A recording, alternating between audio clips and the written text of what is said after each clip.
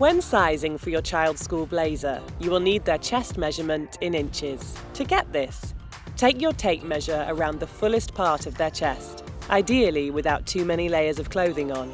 Don't pull the tape measure too tight, but don't leave too much give, as Trutex blazers are built with some growth room. When trying on, the blazer should have a little room at the shoulders, and the end of the arm should sit just below their wrist, with their arms down by their side. Finally, check the fit by asking them to move their arms across their chest, making sure it feels comfortable and not too tight across the back. Top tip: use the age guides on the Trutex size charts to help choose the right size for your child. You can browse the size guides on the Trutex website.